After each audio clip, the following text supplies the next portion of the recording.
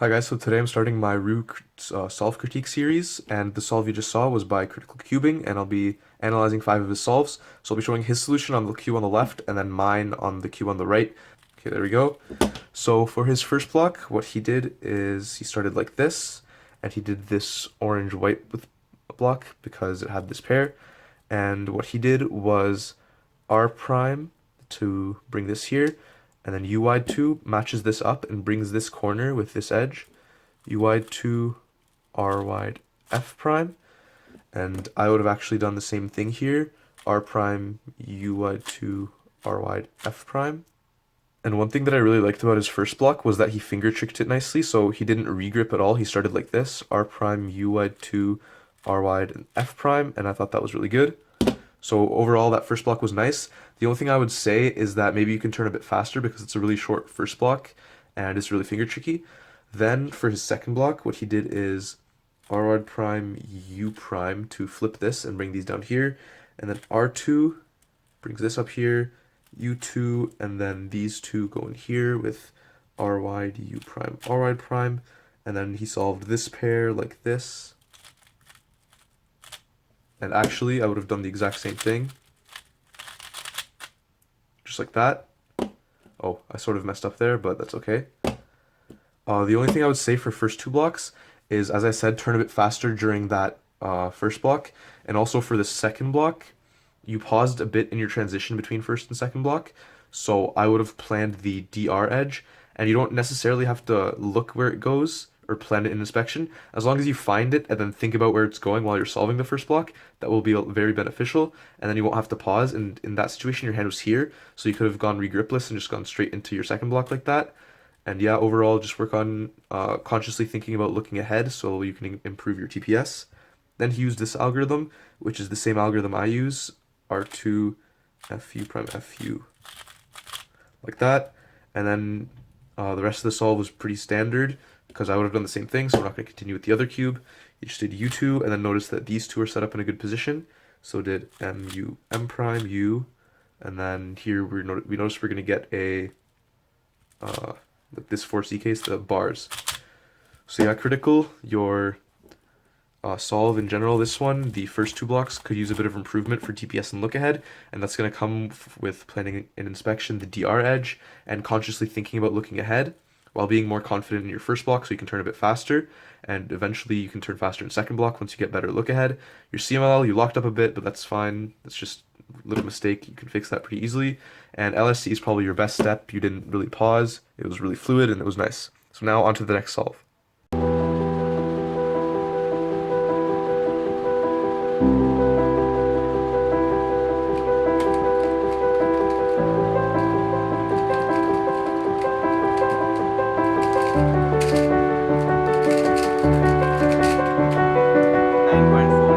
So here's the second scramble. He started like this, so pretending this is solved and leaving this edge solved to be flipped later. So this is non-matching centers.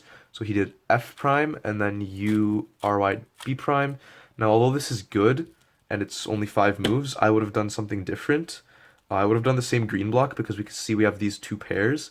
But what I would have done is something like this. I would have done U wide, R wide. That puts this back here and brings this center to be paired with this, and then u wide prime. Now both of the pairs are 1 move away from being solved, so I can just go like this, and there's my block. And this, I think that's like 1 more move, but I think it's better to have this center there. So for that first block, yeah, just my main tip for that would be look for different ways to solve the center. Resort to this as a last option, or if it's really easy. So in this solve, I would say your transition between first and second block was better because you didn't really stop turning and it was pretty fluid throughout. So you went R, U prime, R prime, U prime, R, and then U R wide to solve that pair in the back.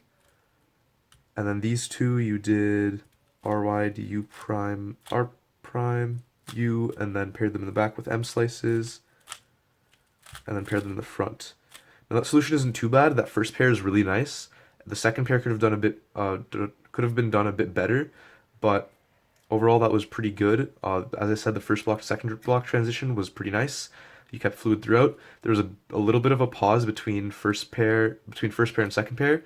And as I said with the first solve, that'll be eliminated with consciously thinking about look ahead and just planning DR and inspection so that you can step by step be thinking towards other things.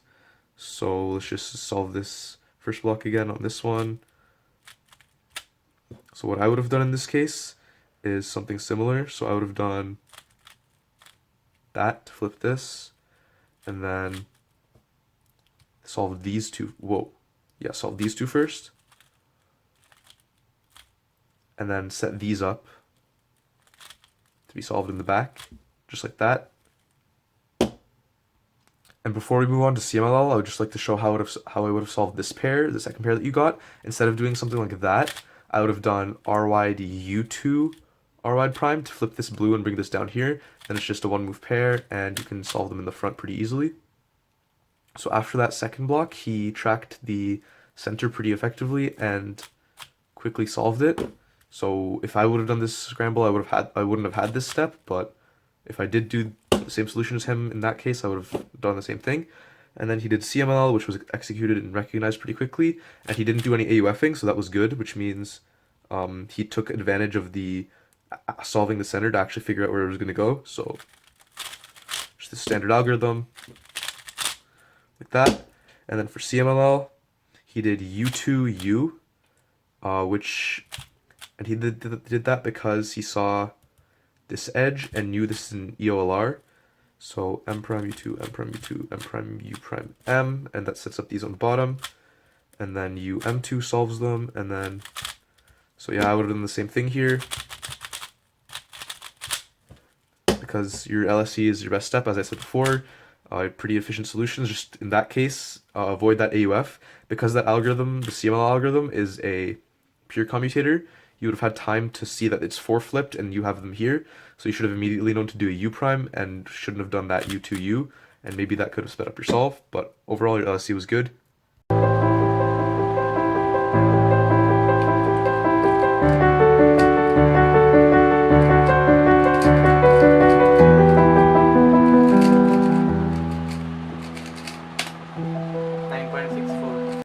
So once again for this third scramble, he used a sort of non-matching centers technique. He did this red block because there's this sort of square built around the wrong center, and the way he solved it is looking at these two. He went U prime, R wide, U, R2, B prime, and as with the first two solves, it's a really efficient block, but I would say you can probably turn faster here and plan ahead further to the DR edge, and then the thing with non-matching centers is I'm not very good at it, and I don't think it's bad. I actually think it's really good, and I think you should continue to practice it, but I wouldn't have done that in this solve. I probably would have done blue with white, so I would have done something like U2F, and then that sets up these two, and then these two are going to pair when I insert these, and then also I paid attention to this, and I'm actually going to influence it, so it's going to be up here. So M2F.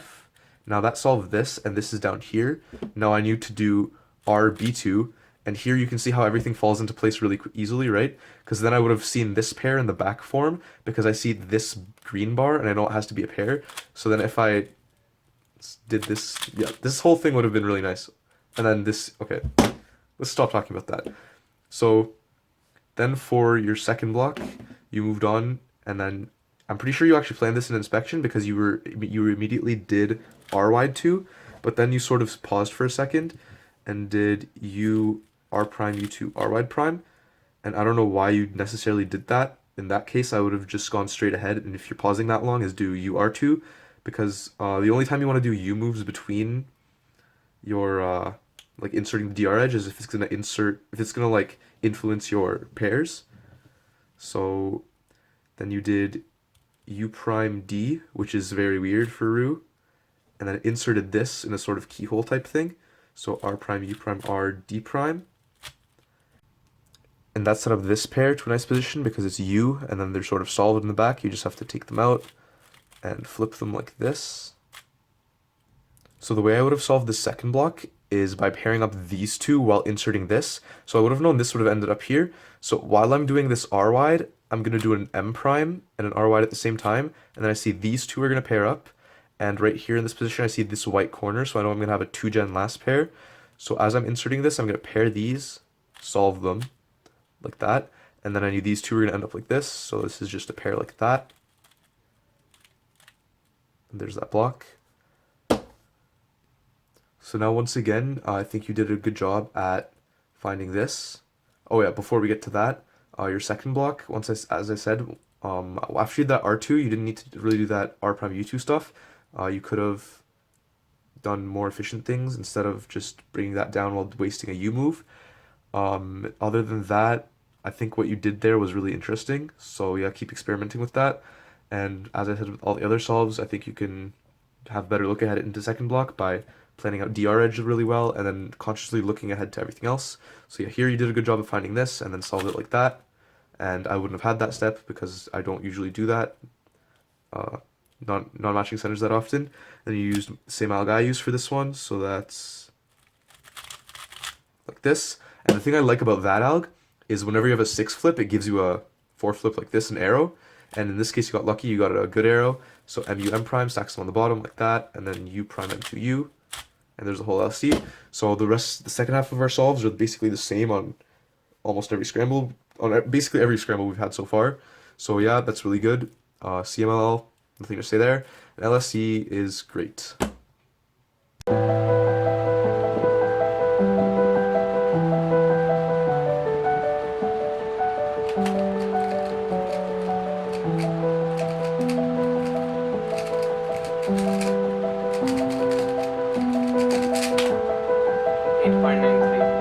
So for this solve, although it was fast, it was sub 9, I would say this would be your worst first block and second block out of the average because it was pretty slow TPS and inefficient first block, and then there was pauses between first block and second block and slow turning. So for the first block, you saw this pair and this, and you did R, U, U. Now right there's a red flag because anything like U, U, where you're turning a wide and then a normal, is pretty slow to turn, so I would avoid that in the future. And then you did R prime U R to pair these two, and then U U prime, so there's that mistake again, and then R Y prime F. So the idea behind that block isn't that bad. If I would have done it, I would have done something like if I did R U wide 2 just right away, these two I can either pair them like that and then match them up, or I could go like this, which is what I would have done in a solve. So although I said I didn't really like your first two blocks in this scramble, your second block solution was actually pretty nice. I just didn't like that you were pausing a bit and turning slowly. So what you did was you R2, and that solves this, and then you did F prime, U prime, F to make this pair, right? And then we notice that once we insert it, this pair is going to set up again. So you can just do R, U prime, and that'll solve the pair. And then here, what I would have done is I would have done U because I would have tracked this and known it was there, so U immediately. And then I would have seen this because there's no other corner this can be. This is obviously the edge we need. So I would have solved those, and then this pair it's not that bad, but it's not the best. Just like that. So for CMLL, you did the same alg I do because you use my algs. Good job. If anyone wants my algs, check the description. You'll be led to a link to my website where all my algs are. So you did U2, and then this alg, just like the last one, I know that whenever you have a 6 flip, it'll give you a 4 flip or an arrow. So, and for this alg, I think I already told you about this. I like executing it like this, so it's regripless, or not regripless, but it's the fastest way to do it. So R prime, F, R, and then do the U with this, while this hand regrips, so then you can go like that. And for your LSC, you did M, U, M for the arrow, and then separate these two. But then here, you did U, U2, when you could have just done U prime. And that's just a silly mistake. I still make that sometimes, but it's okay. Just pay attention to that a little more. and then just the standard 4C. Once again, your LSC and CML are really good, except for that little mistake in LSC.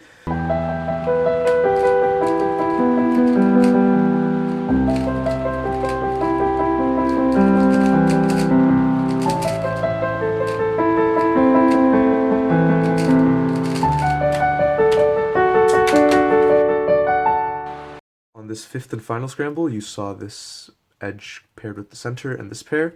So you solved those first with the U wide prime, and then you saw these two and did F2, M, U, R wide, F prime, and that was good. And I would have, I wouldn't have necessarily done the same thing, but I like that solution, so we're just gonna go with it. Nothing wrong with that, it's perfectly fine.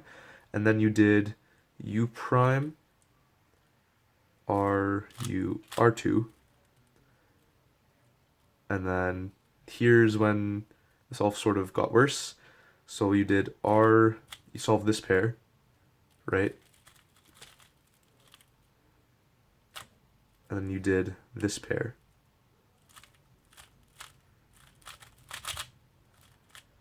So I'll show you a couple things that are wrong with that. First of all, what I would have done here is paying attention to these two. I would have split them up and paired them up during the solution of the DR edge, and then I would have gotten a different pair for that. But let's just go with what you did there, because I want to show you what I would have done for the second pair if I had got that. So that's not that bad, except you could have canceled into it with the R2. You did R2R, could have just been an R prime. But then this pair, instead of taking it out and doing all that weird stuff, you just take it out with wide moves.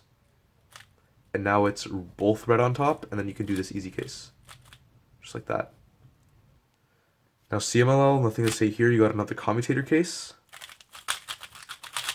I would have done the same thing, but one thing I noticed in your solve is that you paused right after doing CMLL, and I think this is why this solve was a 13.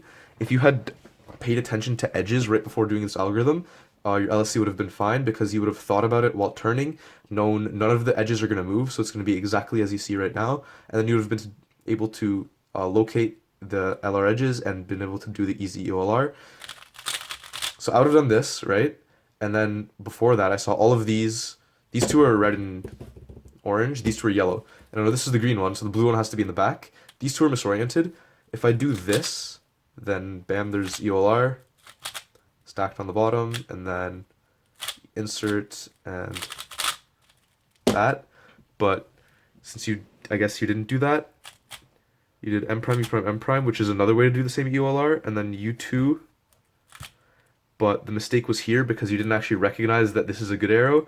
So you did M prime, instead of doing U to insert both of them, you did U prime, M prime, and then you got confused, and this is where everything went bad. So you do M2, and then M prime, MU2, M, and then finally getting back to where you're supposed to be, and then that. So yeah, this solve was pretty peculiar, because your first block was good. I would say TPS was good, and you didn't really pause that much in second block, maybe a bit on the transition, but your solution, I would say, was mediocre. The first pair wasn't horrible. There was just a bit of R2R, which could have been canceled and just been an R prime, but then your second pair was pretty bad because you took it out and then another thing and then inserted, where you could have just done, like wide moves and then do that, which is much more efficient. And then CMLL, the major mistake there was not looking at LSC, and then that's where you started making mistakes and did the wrong AUF and messed up the ULR, and then got confused, and that's why that was a 14. So the major tips to take away from this video are that you should be focusing on your look ahead, efficiency, and TPS on blocks, so basically everything with blocks. Your CML and LSC are generally good, except for that very last solve. But in general, first block, work on turning faster and keep experimenting with those interesting non-matching centers and see how far that can get you. If you find it's not working for you, then just ditch it. But if you see you're doing really well with it, keep going.